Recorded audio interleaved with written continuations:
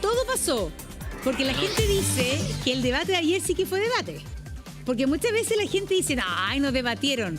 En este caso, no se puede decir que no hubo debate entre los dos candidatos presidenciales que se enfrentarán el día domingo. No sé tú, pero yo, como dice la canción, y ya está con nosotros Marco Moreno, que nos va a explicar más científicamente aquello, quedé con una sensación tan desagradable ayer.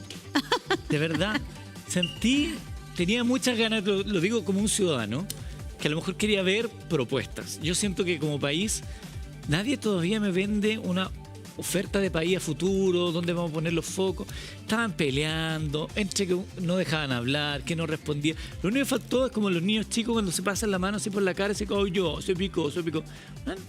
Encuentro que de verdad era farrearse una posibilidad bonita de plantearle al país lo que siente cada uno que es lo adecuado para los próximos 4 años. Esa es la sensación que me dejó a mí el debate ayer. Una sensación muy desagradable. No hay... O sea, si esto es un anticipo de lo que van a ser los próximos 4 años, hay mamita. Marco Moreno, bienvenido al Buenos Días a todos. Usted, mira, yo voy a hacer una... Leo, ¿puedo contar lo que me dijiste en camarín? Porque a ti te pareció, y en cambio hay gente como Leonardo Geria que le encantó que tuviera harta pelea.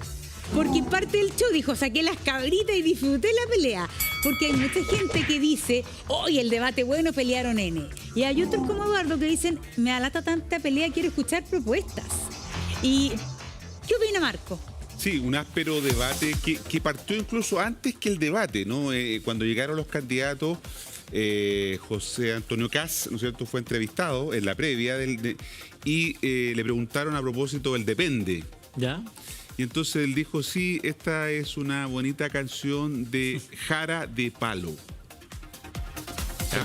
Por jarabe de Palo, que tiene la canción que se llama Depende. Pero había malicia en el comentario. Super malicia. ¿No? Y después le preguntaron a Janet Jara, ¿no es cierto?, también en su turno, y le preguntaron qué le parece esta alusión que hizo José Antonio Kast respecto de Jara de Palo.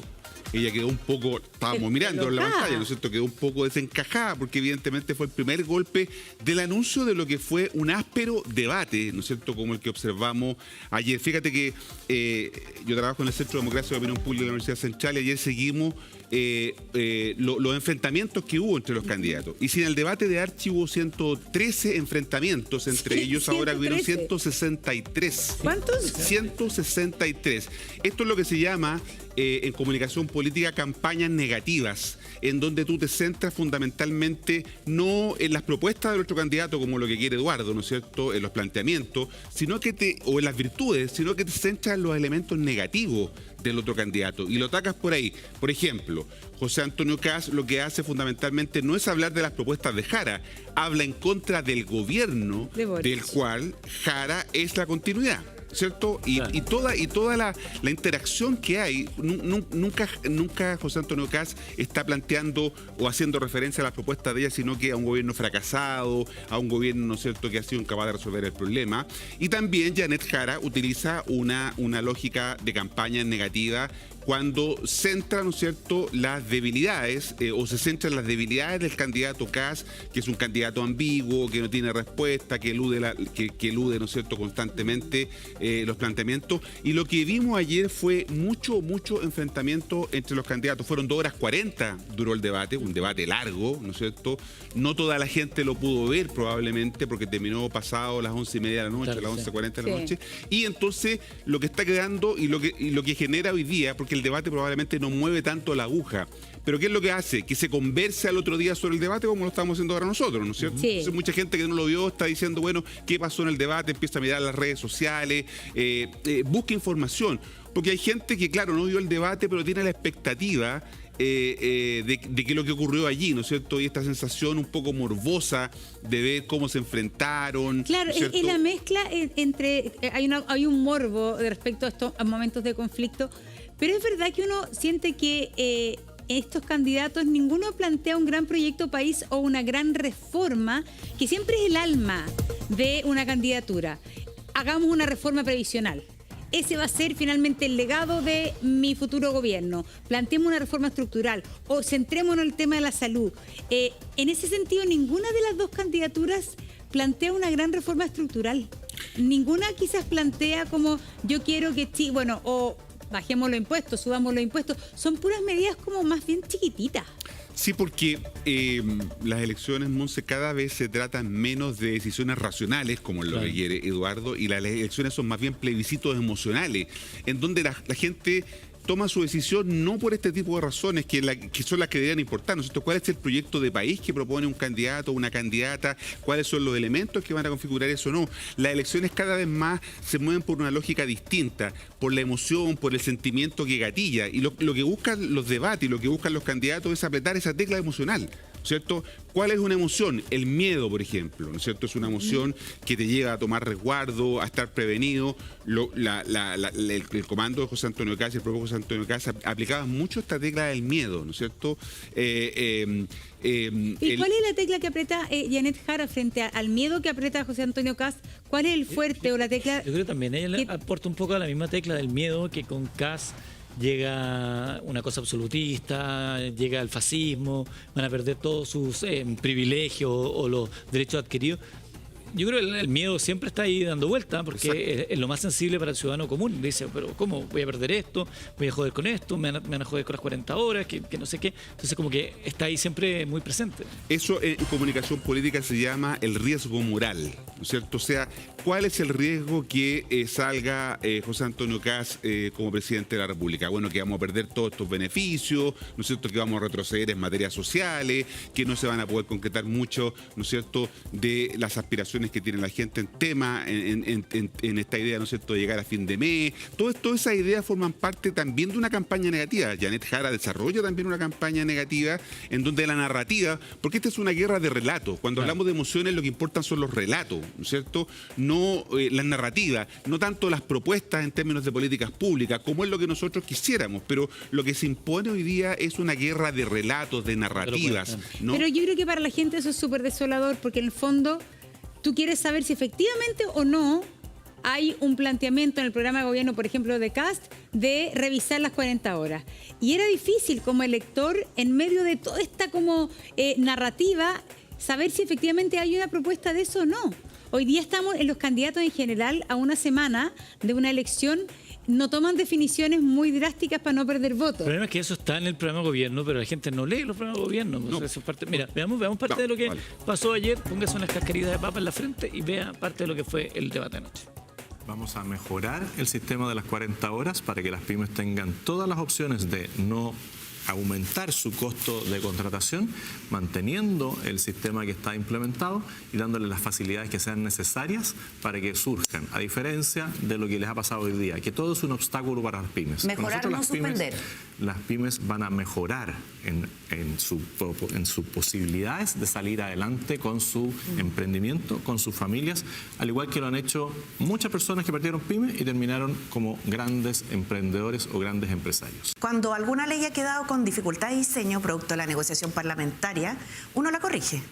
Pero en este caso, más a lo de fondo, lo que dice el Banco Central, fíjese que el Banco Central señala varias cosas, entre otras cosas que en buena medida el crecimiento expresado en ese IPOM proviene también de las reformas laborales que hice, liderando el aumento histórico del salario mínimo. Es efectivo que las 40 horas producen un costo laboral. Si eso yo no lo niego, porque no tiene sentido. El punto es que las pymes fueron las primeras en adelantarse a esto. Por eso, no sé si se acuerdan, pero hubo un sello de 40 horas donde se certificaba voluntariamente a quienes lo cumplían. Creo que es importante dar señales claras en contra de la delincuencia. Y por eso no me parece correcto que aquí el candidato y su partido esté promoviendo conmutación de penas para violadores de niños y para pedófilos. Creo que la gente tiene que cumplir con sus penas y lo que aquí se está haciendo es algo muy grave. Y quiero agregarle algo más. No voy a tener ninguna duda en aplicar toda la mano dura para que las penas se cumplan, pero de verdad. Porque lo que nos está pasando es que aquí ustedes están proponiendo sacar a gente a los 70, 75 años de la cárcel que ha cometido crímenes horribles. No solamente a los violadores de derechos humanos, como tu amigo Krasnov, sino que también a gente que ha atentado contra niños y niñas en nuestro país. Y respecto del tema de los indultos, hoy día hay una discusión parlamentaria. Hay una discusión en el Senado de la República y el diputado Mesa habló sobre eso. De que alguien quiera extraer una frase de ahí y decir, este señor va a liberar a pedófilos, a esto, lo otro, los únicos que le han dado pensión de gracia a pedófilos son ellos. Hay cientos de personas presas, algunos están bien presos, Hay otros que pueden estar en una situación como la que les señalo. Un joven de 18 años cumpliendo el servicio y que estaba en la guardia y pasan 10 personas, salen 10 personas. ¿Qué posibilidad tenía él de saber lo que estaba ocurriendo? Ninguna. Pero para ello es un delincuente que hay que condenar y tiene que morir en la cárcel. Cuando hay 1.200.000 personas que mueren asesinadas al año, cuando hay 40.000 compatriotas que mueren en la lista de espera, cuando hay más de 1 millón de desempleados, no hay mérito. Nos podrán decir, hacemos convenios, hacemos acuerdos, pero siguen asesinando chilenos, siguen muriendo personas no atendidas en salud y siguen habiendo personas sin trabajo. Eso no tiene ningún mérito. Yo creo que se le arrancó un poquito la cifra, No dije pero eso. más allá de Dije eso, lo que puedo 1.200 millones asesinados decir, por año, Janet, y esa cifra tú la conoces. 4.500 hasta ahora. ¿puedo continuar? Por supuesto. Muchas gracias. Yo he escuchado harto de se les va a acabar la fiesta a los delincuentes, fin a la puerta giratoria, pero la verdad es que el país está en la situación que está. Y lo que tenemos que hacer ahora es tomar medidas que sean sinceras, medidas que sean posibles de implementar. Oye, bueno, acá vemos un momento en que sí pudieron plantear algo, pero la verdad es que hubo un momento en que de verdad no se hablaba. Hablaba uno, hablaba el otro, ya, pero estás muy nervioso, pero quédate tranquilo, pero relájate. Y el otro que no respondía, de verdad era bien tenso, porque hablan todo al mismo tiempo, un cumpleaños mono por momento. Ni siquiera los periodistas que estaban ahí podían en un minuto tomar control de la situación. Ese tipo de hechos yo creo que termina estresando a la gente, porque yo creo que si algo hemos como sacado el limpio en el último tiempo es que en general las personas están chatas como de esa discusión política, solamente política, de que uno es de acá y el otro es de allá y por lo mismo se bombardean. Yo creo que de verdad la gente, más allá de las emociones, ¿no? Queremos también escuchar algo que nos motive, que nos seduzca, que para dónde quiere ir el país o para dónde lo pretenden llevar. Entonces al final se pierde con esa pelea constante. Aquí hablaron de las 40 horas, hablaron de también de un poco del derecho humano, de los indultos, en fin. Pero poco hubo de reforma, o sea, de la lista de espera, por ejemplo, que es algo que yo creo que es mucho más urgente para el ciudadano que esa discusión política, que es importante, pero tengo gente enferma, se me puede morir en la lista de espera. Claro, y piensa tú que el episodio sobre Krasnov, que mucha gente tampoco lo relaciona, piensen ustedes que del padrón electoral, 15 millones que tenemos hoy día, que es el padrón electoral, 1/3 de ese padrón es gente que nació después de 1990. O sea, 5 millones del padrón electoral, de los 15, ¿no es cierto?, nacieron después de 1990, por lo tanto no tienen hacia atrás, salvo lo que estudiaron en el colegio, ¿no es cierto? Para nosotros estos temas son mucho más cercanos, evidentemente, porque tenemos una proximidad con los hechos, ¿no? Yo, que soy el más viejo de ustedes acá, por supuesto que más todavía, pero en general mucha gente no, y por eso que Janet Jara en un momento dice, bueno, aquí tenemos que hablarle a los jóvenes, y en algún momento uno de los periodistas también plantea, ¿no es cierto?, este es un debate que lo está viendo gente joven, mantengamos, ¿no es cierto?, el espacio de entendimiento o de enfrentamiento adecuado. Fíjense ustedes que hubo un número alto de réplicas en este Marco, debate. pero es que ¿sabes lo que me pasa a mí? Que finalmente, ya, el tema Krasnov, por ejemplo, que uno puede decir es un detalle, pero un tema que todavía no entiendo. ¿Por qué el fondo de los candidatos en temas peliagudos que en algún momento han dicho algo, después, yo no sé si tú entendiste o no, si se le va a pensar un indulto a Krasnov o no? Finalmente, ¿qué dice Kast al respecto? No, él dice que eso es una discusión que se está dando en el Congreso, claro, ¿no?, en la sede legislativa, y por lo tanto que él va, en la eventualidad que sea presidente de la República, va a estar atento a lo que se resuelva de la discusión legislativa. Y cita al diputado José Carlos Mesa, que fue el que aquí mismo, ¿no es cierto?, en Estado Nacional planteó el tema de revisar esta cuestión por fines humanitarios, que es el concepto que se ha planteado. Evidentemente, queda ahí la pelota dando un poco bote, ¿no es cierto? Los candidatos siempre se mueven en la ambigüedad. Eso te iba a decir, ¿por qué tanta ambigüedad respecto a todo al final? Que es lo que uno echa de menos, como que los candidatos no se definen. A ver, en tema seguridad, yo creo que hay una cosa que nadie reparó, no hubo tiempo, porque el candidato Kast cometió un error en las cifras. Sí. Él dijo que 1.200.000 personas mueren asesinadas al año. Hubo un cero más, porque son 1.200. Pero en el fondo ahí como que ese tipo de errores es súper difícil manejarlo en un debate, porque uno como periodista dice interrumpo, no interrumpo, lo dejo pasar, y Janet Jara lo utilizó por poquito, pero es para aclarar ahí, me imagino yo, un error, ¿no es cierto? Sí, y él lo corrigió después, al Claro. término del debate, en el punto de prensa que tienen, ¿no es cierto?, corrigió, señaló que se había equivocado. pero que en realidad, independientemente del número, ¿no es cierto?, sigue siendo un grave problema el que tenemos en Chile esta situación. Mira, cuando hacen una encuesta ciudadana de cuáles son los temas que le preocupan, seguridad, migración, están dentro de los primeros lugares. Veamos lo que conversaron ayer en el debate sobre este tema. Candidato Kast, el suyo será un gobierno de emergencia, ¿cierto? Así lo ha planteado. Y probablemente el hacinamiento en las cárceles sea uno de los temas más urgentes. En su plan implacable, usted propone un aumento drástico de penas por crimen organizado. La misma pregunta, ¿dónde meterá a los presos en una medida concreta y en los 100 primeros días? Primero, nosotros jamás inauguraríamos una cárcel que no tiene presos. Y el presidente Boric, a quien quiere continuar y suceder Janet Jara, inauguró la cárcel La Laguna en Maule. ¿Y cuántos presos habían cuando inauguró? Ninguno. ¿Y hoy día cuántos hay? No sé si 200, 300. ¿Para cuánto es? 3.000, 3.500. Ahí tiene un establecimiento carcelario disponible. ¿Y por qué no lo hacen? Porque quedaron algunas fallas por esto, por lo otro, porque el concesionado está disponible. Hay espacio ahí para los 2.000, 3.000 presos más peligrosos que están hoy día en los centros penitenciarios. Es decir, hay una ley. Haría operativo ese penal. Es que primero decir que hay una ley, que yo espero que el señor Elizalde nos esté escuchando y que le ponga suma urgencia. Una ley, proyecto de ley que presentó Jimena Rincón sobre la segregación dentro de las cárceles. Porque usted tiene que segregar a los distintos tipos de delincuentes que hay adentro. Y a los que se denominan líderes dentro, los que se dicen fichas, eso no van a tener ni una ficha más. Esas personas van a cumplir la ley, van a usar uniforme, se van a cortar el pelo como corresponde. Y eso usted dice dentro la comida, de los 100 primeros días. Aquí nos dicen, vamos a inhibir las señales. Pero si han tenido 3 años y medio y todavía organizan fiestas desde dentro. Falta que inviten a alguien a la fiesta para que lo dejen entrar. Candidatos, quisiera plantearles un tema. Las señales lo pueden hacer. ¿Lo quieren hacer? No lo quieren hacer. Hay una medida que es impopular, que sin embargo se utiliza, se ha usado en Chile, se usa en otros países para, digamos, liberar espacio en las cárceles, que es el indulto conmutativo o la conmutación de penas. Candidata Jara, usted ha dicho que no indultará en ninguna circunstancia. ¿Usted mantiene esa postura aunque se trate de una presa, un reo mayor de 75 años que esté con una enfermedad terminal, como lo hizo Michelle Bachelet, por ejemplo? Sí, la mantengo. Creo que es importante dar señales claras en contra de la delincuencia. Y por eso no me parece correcto que aquí el candidato y su partido esté promoviendo conmutación de penas para violadores de niños y para pedófilos. Creo que la gente tiene que cumplir con sus penas y lo que aquí se está haciendo es algo muy grave. Y quiero agregarle algo más. No voy a tener ninguna duda en aplicar toda la mano dura para que las penas se cumplan, pero de verdad. Porque lo que nos está pasando es que aquí ustedes están proponiendo sacar a gente a los 70, 75 años de la cárcel que ha cometido crímenes horribles.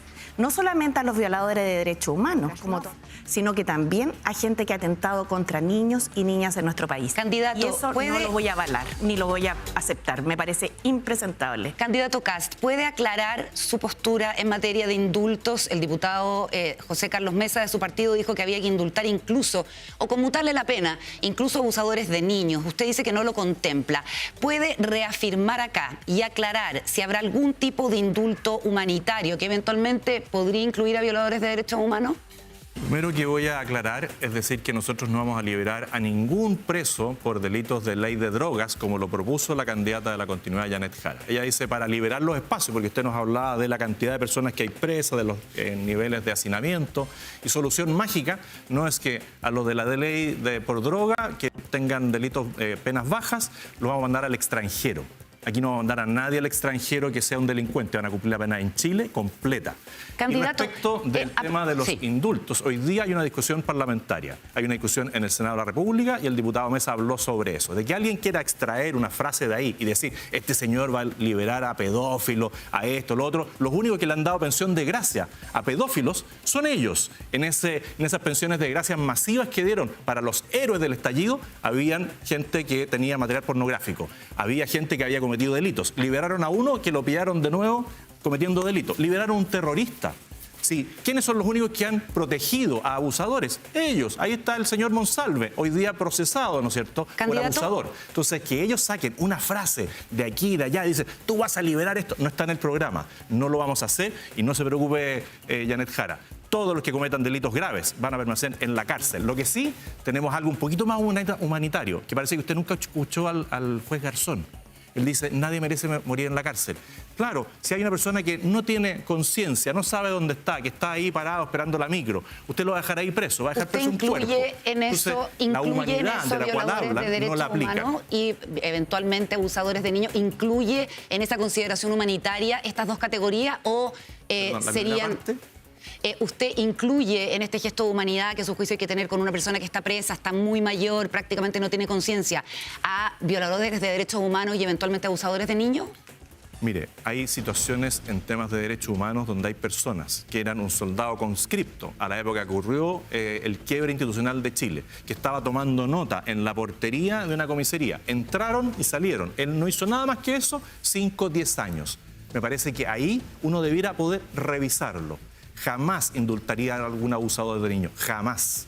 ¿Y a una persona condenada por violación de derechos humanos, eventualmente? Lo que le señalo, evaluarlo. Hay cientos de personas presas, algunos están bien presos. Hay otros que pueden estar en una situación como la que le señalo. Un joven de 18 años cumpliendo el servicio y que estaba en la guardia y pasan 10 personas, salen 10 personas. ¿Qué posibilidad tenía él de saber lo que estaba ocurriendo? Ninguna. Pero para ello es un delincuente que hay que condenar y tiene que morir en la cárcel. Candidato, ahí creo que le falta algo de humanidad a la candidata. Lo último, con los segundos que nos quedan.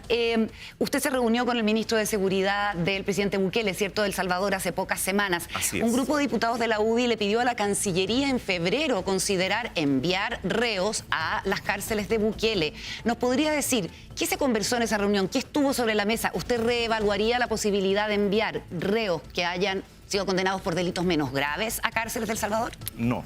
Todo el que cometa delito en Chile va a cumplir su pena en Chile. Y si es extranjero, después lo vamos a expulsar. Por lo tanto, hemos aprendido de cómo se controlan las cárceles, cómo se inhiben las señales, que no han sido capaces de preguntarle a nadie en 3 años y medio. Nosotros le vamos a obligar la señal y van a quedar aislados. Tiempo. Muchas gracias, candidato. Candidata Jara, le quisiera preguntar por una situación que evidentemente va a seguir ocurriendo después del 11 de marzo, si eventualmente usted asume, que es que va a seguir habiendo homicidios, secuestros y delitos graves. Hay alcaldes que han pedido que se aplique estado de emergencia. No el estado de emergencia comunal, estado de emergencia, estado de excepción constitucional. ¿Usted extremaría las medidas para, en sus primeros 100 días, apoyar a los alcaldes que pidan un estado de excepción que incluya militares en las calles? Sobre la pregunta que usted me hace, quiero decirle que yo voy a usar todas las armas que nos dé el Estado de Derecho para resguardar la seguridad pública. ¿Decretaría todas. Estado de emergencia si constitucional? Si es necesario, voy a hacerlo, así como también voy a redoblar la capacidad de carabineros, voy a llevar inteligencia policial, voy a invertir. Y voy a levantar el secreto bancario para perseguir a los corruptos. ¿No le preocupa? Es lo que en nuestro gobierno... En mi gobierno vamos a ingresar con una urgencia en los primeros 100 días y que lamento que se hayan negado ustedes de nuevo en el Congreso a levantar el secreto bancario. ¿No le preocupa, candidata, que haya efectivos de Fuerzas Armadas en las calles, en sectores urbanos, cuando son los mismos militares los que han dicho que no tienen la preparación adecuada? Evidentemente que preocupa. Por lo mismo, voy a usar todas las medidas que el Estado de Derecho me da, evaluando la situación en su momento. Lo que sí le puedo decir es que esto es cárceles, policías, fortalecimiento de carabinero y PDI, también espacios preventivos, y por eso en mis primeros 100 días voy a hacer este plan para rescatar 100 barrios, pero también es seguir la ruta del dinero sucio. Y el que tenga alguna duda de aquello, vea lo que ha pasado con los últimos casos. Muñeca bielorrusa, muchas gracias. Hermosilla. De ahí te convido los 10 segundos, que se me acabaron también. Gracias, candidatos. A ver, harto paño que cortar, pero si uno cumple un poco con la función de orientar al elector, Marco, uno podría, ¿cuáles son o cuál es, por ejemplo, en seguridad, la gran diferencia que plantea como solución Kast versus Jara? Porque en toda esta maraña y cosas, uno majamama, como se dice, a uno le gustaría saber cuál es la gran diferencia. Uno trata de recurrir al programa y la verdad es que hoy día ha pasado una cosa muy rara, que los candidatos, muchos, no dicen en los debates lo mismo que dice su programa. Entonces, si tú nos pudieras ayudar, por ejemplo, en ese tema. Bueno, no hay tantas diferencias porque lo que hay es una cuestión de énfasis y sobre todo de relatos, ¿no? Esto es como que tú empaquetes un regalo, ¿no? Es el mismo regalo, pero va a depender del papel que le pongas, de la cinta, cómo se va a ver. Eso es lo que está pasando hoy día. Las diferencias, ambos tanto Janet Jara como José Antonio Kast quieren enfrentar el problema o la crisis de seguridad que tenemos en Chile, que es un problema estructural. Esto no se va a resolver tampoco en 4 años. Este es un problema complejo y los problemas complejos requieren soluciones complejas, no soluciones simples, ¿no? Y por lo tanto, la gente tendría que fijarse en cuáles son las medidas que plantean de verdad, porque solo si nos quedamos en la retórica, digamos, en lo que se dice para las cámaras, evidentemente no tenemos cómo tener claridad de qué es lo que están planteando los candidatos. ¿Ambos quieren enfrentar la crisis de seguridad? Sí. Ambos quieren enfrentarla. Ambos están adoptando medidas duras también. ¿Pero grandes diferencias? Grandes diferencias no, porque lo que... Quizá la gran diferencia, al menos en la retórica, es qué hacer con la migración irregular. Claro, esa es otra arista, ¿no? Porque se vincula el tema de la migración con el aumento de la seguridad, cosa que la evidencia, los datos científicos no muestran que sea así. No es que sean más inmigrantes los que están hoy día presos por delitos comunes, sino que hay un número importante también de chilenos que están en esa situación y no solamente son inmigrantes.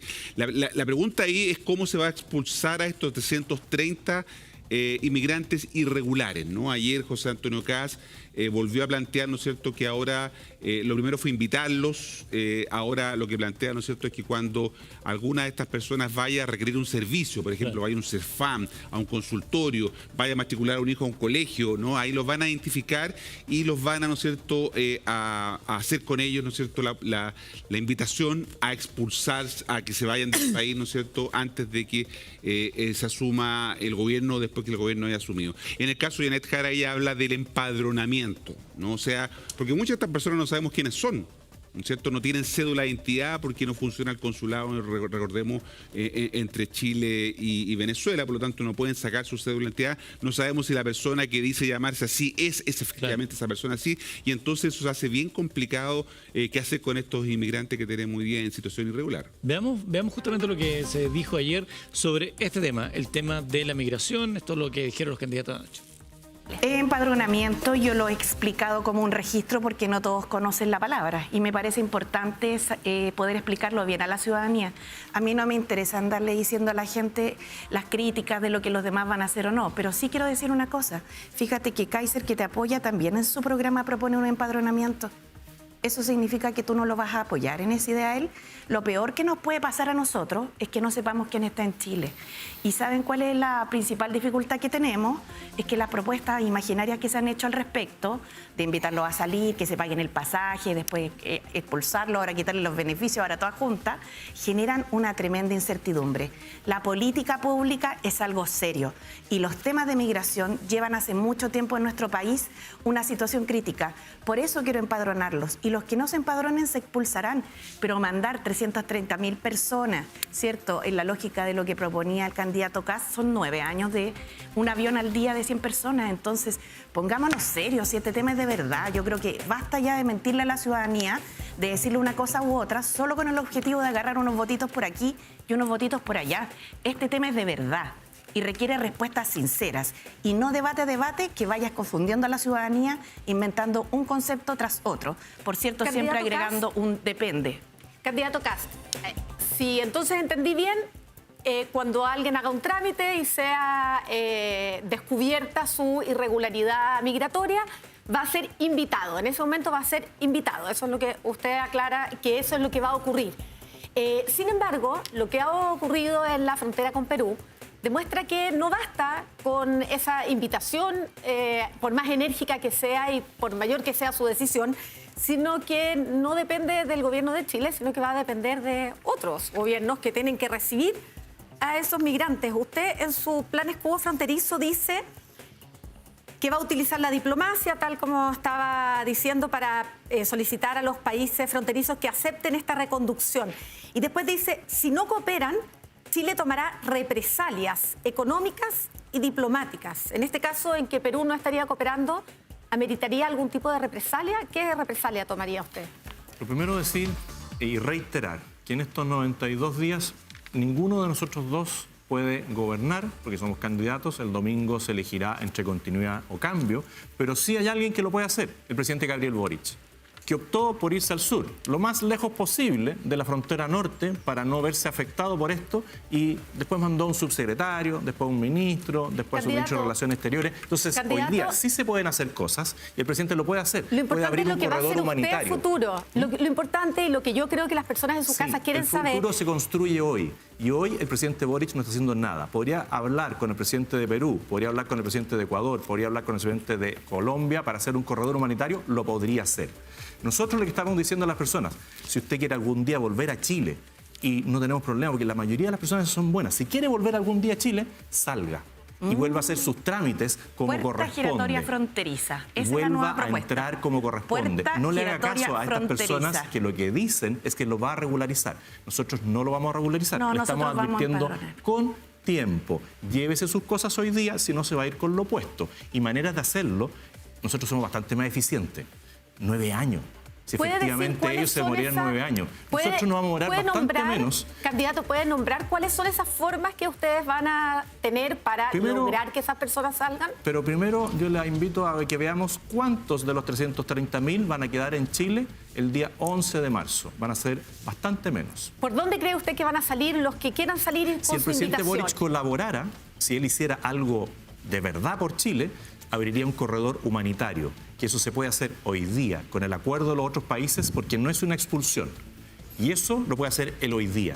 El drama es que nosotros después vamos a abrir un corredor humanitario, pero jamás van a volver a entrar a Chile, porque no cumplieron la invitación que nosotros le hicimos. 92 días, lo mismo para los prófugos. Aquí nos hablan de 100 operativos. Nosotros le decimos a los prófugos, ríndanse Gracias, hoy día, candidato. entréguense hoy día, porque si hacemos un operativo, gastamos $1 en ustedes, lo van a pagar Sí. con más cárcel. Ya, que guardemos unos minutos para una pregunta final respecto a este mismo tema. Janet Jara, hace un año, el entonces subsecretario Luis Cordero daba cuenta de este proceso de enrolamiento que se había hecho a 182.000 migrantes en el año 2023. Y decía que el gobierno estaba estudiando el proceso de regularización. Eventualmente el gobierno, con esta decisión que está pendiente respecto a qué hacer con estas personas que ya se enrolaron, podría decidir regularizarlos antes del cambio de mando. Usted como heredera de este problema migratorio, ¿qué le diría al gobierno respecto a esas personas que ya están enroladas? Mire, yo creo que lo que debemos hacer para abordar el tema de la migración en el país es bien de unidad nacional, porque tenemos un problema grave y los problemas graves se enfrentan entre todos. La verdad es que la dificultad para poder regularizar personas que han entrado por la ventana es que en Chile eso no se puede hacer. Ahora, el problema es que hay gente que ha entrado por la puerta y igualmente, desde varios años ya, casi 7 años, que es donde vienen las principales olas migratorias, que no ha podido realizar bien sus trámites. Entonces yo sé que ahí tenemos un déficit, pero sé que lo debemos abordar con gestión pública y sin cerrar los ojos. Porque cuando aquí se dice que en base a los dichos de una pura persona, que además cambia de opinión toda la semana, los migrantes se van a ir y habría que hacer un corredor humanitario para eso, en realidad es como la quinta versión de un mismo problema. Yo lo que tengo claro es que es una dificultad difícil, que hay que tener capacidad de gestión, que hay que empadronar a la gente que falta, que hay que expulsar a la que no cumple los requisitos, que son evidentemente una relación familiar, un trabajo y no tener antecedentes penales, y sobre si hay o no una regularización, creo que tiene que ser un tema de conversación del sistema político y resolverlo en unidad. Porque si no pasa lo que está pasando ahora, donde el candidato subió una foto el 2019 diciendo que la gente estaba saliendo de Chile y en realidad no era real, ¿no? Y la pauta en los medios tuvo varios días en eso. Yo sé que es difícil porque rinde harto esto, así como genera harto odio y harta conmoción pública, ¿no? Pero son temas de verdad, se abordan en serio. Por eso es tan importante decir, expulsar no es lo mismo que invitar, ahora no es lo mismo que cambiarle los beneficios, que quitarle los beneficios sociales, y después de los 92 días realmente, o sea, tú puedes llegar a la cuenta que quieras, pero el problema es que el tema migratorio sigue siendo una realidad en el país, José Antonio. Entonces hay que tener un poco de sentido común. Guarde esos 20 segundos por si hay algo que decir al final. Candidato Kast, hay muchos de los migrantes irregulares que usted quiere invitar a salir del país que tienen hijos que son chilenos, nacieron en Chile y por lo tanto son chilenos. En alguna entrevista usted dijo que esos padres van a tener que elegir entre irse con sus hijos o dejarlos acá y que el Estado, argumentó usted, se puede hacer cargo de esos niños chilenos en una